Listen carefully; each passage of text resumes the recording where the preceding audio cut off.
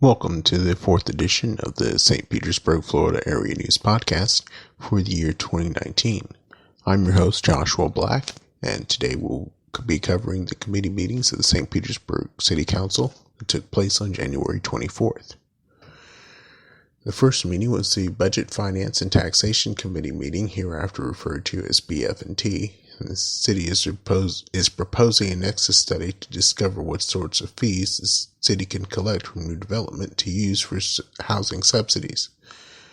The expert that is asking for $40,000 to study the ideas related to linkage fees and impact fees noted that people who buy and sell and develop land have frequently found a way to get around the fee requirements by using the code language against the would-be fee collectors. No shock, really. That's also how the very wealthy avoid paying income taxes.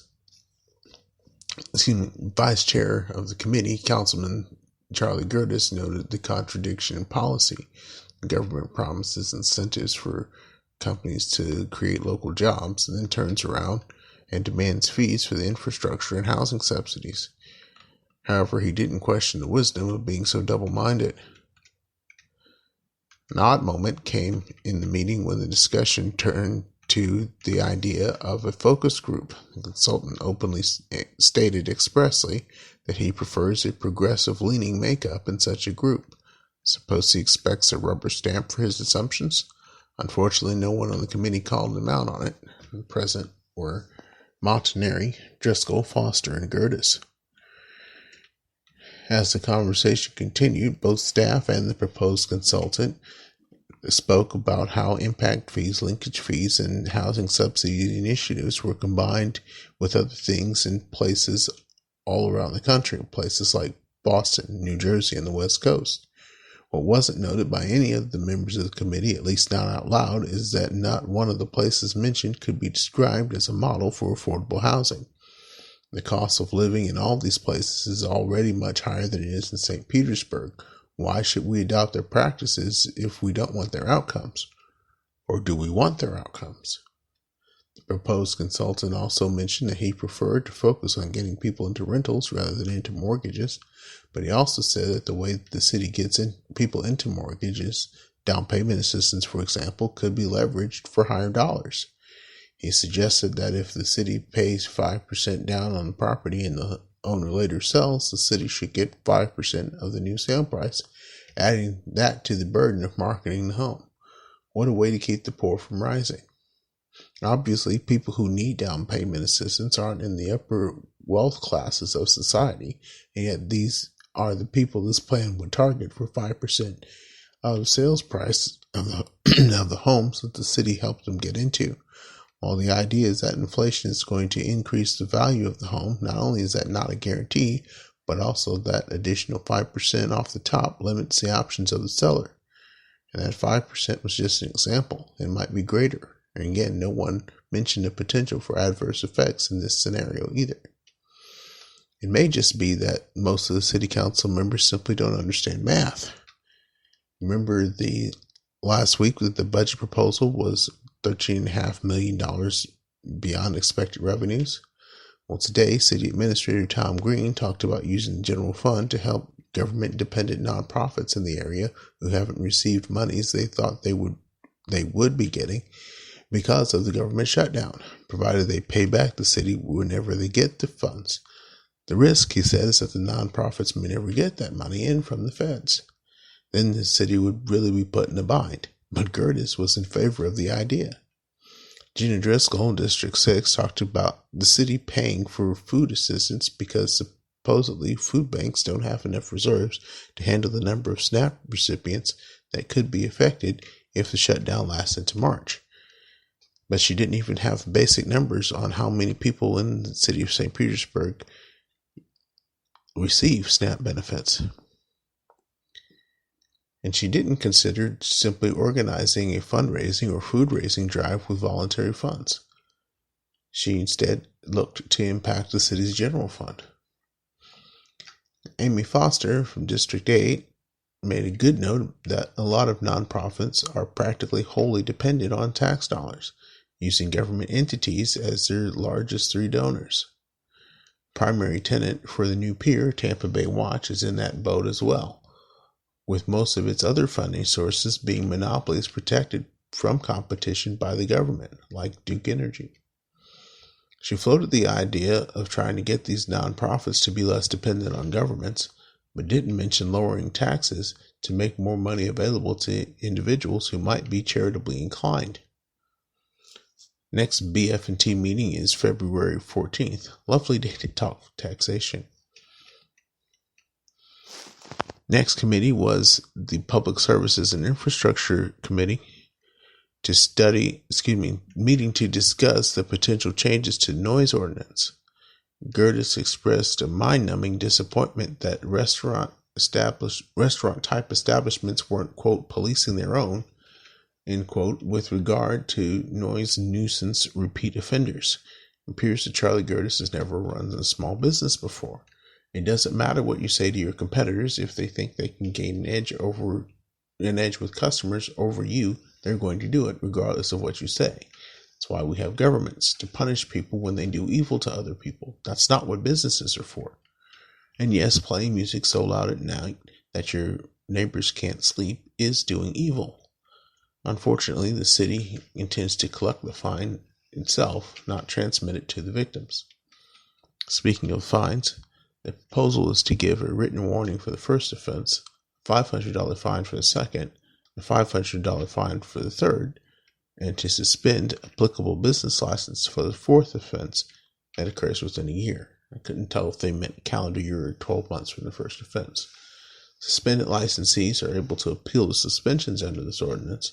Staff recommended the city go to court against repeat offenders to have a new rectification established. Steve Cornell suggested that the suspension appeals should actually come to the city council first. Elizabeth Abernathy, Director of Planning and Development Services for the City of Saint Petersburg, listed new regulations designed to prevent noise nuisances.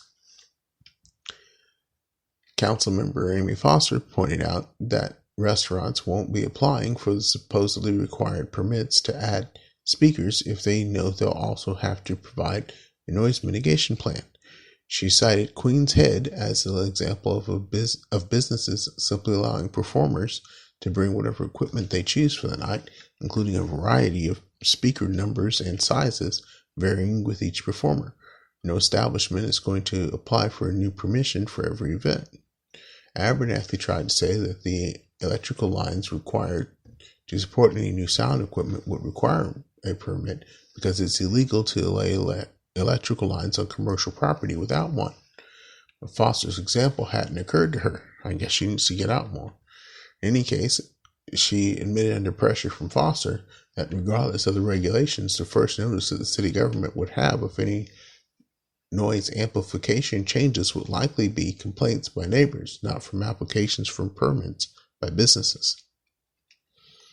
In a rare moment of fiscal conservatism, the police department reassured the committee that no new resources would be needed to accommodate the new changes should they be implemented. Driscoll also wanted reassurance that the police officers assigned to respond to noise complaints would approach the businesses in a more neighborly than hostile manner. Deputy Chief of the Police Department assured her that this is the plan. One change they didn't make is to move from subjective hearing levels to objective measures in decibels. No explanation was given for the rejection of that direction in this meeting, but I imagine that it had to do with the cost of purchasing and deploying the equipment with which to measure the decibel levels. Next committee to meet was the Health, Energy, Resiliency, and Sustainability Committee, otherwise known as the HERS Committee. Darton Rice, District 4, will continue to act as chair, and Engineer Driscoll will now act as vice chair. That became important as the meeting went on. City Sustainability Director Sharon Wright gave a report on the tree planting program. The city has planted almost 450 trees along 4 miles in 5 different corridors around the city. The trees will be maintained by the city for the first 2 years. After that, private property owners will be responsible for maintaining and trimming it, or rather for paying arborists to do it for them. The city requires licenses for that kind of stuff Considering that they planted some of these trees in poorer neighborhoods, that doesn't sound like it was a very generous thing to do. Wright continued that the city officials had discussed different ways to accomplish the long-range plans for having more trees in the city, and it settled on, surprise, surprise, adding a bureaucratic position within city staff. Driscoll immediately objected, saying that the City Beautiful Commission was well equipped to handle this sort of thing, and being an all-volunteer organization without any additional cost to the city. Wright, Rice, and Deputy Mayor Dr. Tamika Tomlin stated that they wanted authority behind the position in order to compel compliance with long-range goals. Volunteer organization doesn't fit that bill, though city staff might find other ways to make them feel useful. If that sounds patronizing to you, it's because that's how it sounded to me. I didn't get to ask Driscoll how she felt. At this point, Montanari, the alternate committee member who nominated Driscoll for vice chair, basically because no one else was in the room until Gerdes came in after the vote, asked to see some photos from the progress of the tree program. Wright was clearly unprepared for that part because her slideshow only included one tree and one picture of a collage that she put together of the 18th Avenue South tree project, yes, one of the poorer neighborhoods. She featured mostly the trash pickup they had done in conjunction with the tree planting celebration in the other photos. We've all heard from council members how important affordable housing is, right? I mean, that was the main thrust of BF&T, to get funding sources for housing subsidies. In the middle of a housing scarcity, why would people oppose new development? Well, in Darden Rice's case, at least one reason is to protect trees. There's a grand live oak in a now vacant lot where a developer tore down an old expansive structure to build two houses in its place. He feels that he needs to cut down the tree in order to make things work for potential buyers, and Rice not only lamented that the city code doesn't stop him, she also said she might go sit in that tree to keep him from cutting it down. So much for alleviating the housing shortage. At this point, Rice actually had to leave the meeting to meet her obligations to PSTA, where she is a board member, and most council members are also members of other government boards. So now Driscoll, with no warning or experience, got to chair the rest of the meeting. She seemed to do well. Wright mentioned that the plans for energy efficiency and retrofitting for the city departments would cost about $5 million to implement, and listed other projects totaling another $1 million. Montanari was concerned that this would blow an even bigger hole in the $13.5 million gap discussed at the committee of the whole meeting regarding the budget priorities for fiscal year 2020. Tomlin explained that this was one of the items that affected the apparent gap as presented. Next was a report on the straw ban. Charlie Gerdes acted shocked at how bitterly some people were taking it and mentioned that he preferred better marketing than calling it a straw ban, seeing the policy is actually a request only for the first 12 months. Wright, however, reported that fast food chains had actually called in to the Office of Sustainability and Resiliency to get guidance on compliance. No indication was given that anyone took responsibility for the unnecessary creation of the hostilities that led to the attack of the McDonald's on the South Side. I guess they just expect people to ignore the role that straw man played in that incident. The last meeting of the day was a committee of the whole regarding potential changes to regulations for redevelopment in coastal high hazard areas, hereafter referred to as CHHA. In 2016, the definition of CHHA was changed, increasing the number of places within the city of Saint Petersburg that fall under that designation.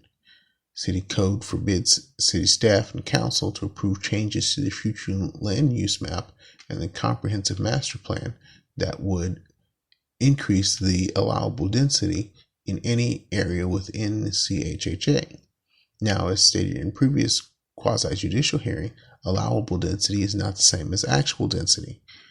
A developer may build to less than what is allowable. He may even build to the same density as before. But if it is a substantially different kind of structure, think mobile home versus apartment complex or single family home, then the density limitations on the future land use map change, and the city code prohibits a change to greater density allowed whether the intent is to build to greater density or not, and it usually is. In the end, council members all seem to be willing to change the ordinance to allow for greater density in CHHA as long as several conditions were met, some of them mandatory and others in balance. It didn't specify what conditions they wanted as mandatory, but they instructed staff to look further into the matter. And it took about an hour to come to that conclusion because the conversation kept meandering into specifics despite what was said to be a report by which staff hoped to get instruction. Several council members were reluctant to look into the changes without reassurances about what the potential outcomes might be. Staff said they can report back within 6 months on the framework of an ordinance, and they will need to submit it to several agencies at the state and federal level for approval. Then they will need to have the actual debate on how and whether to change the ordinance. The process can take 18 months to 2 years, during which time we may see a decrease in development efforts. I didn't get to see if the St. Petersburg Housing Authority will be part of the Committee of the Whole meeting next week, but I'll definitely be there to find out.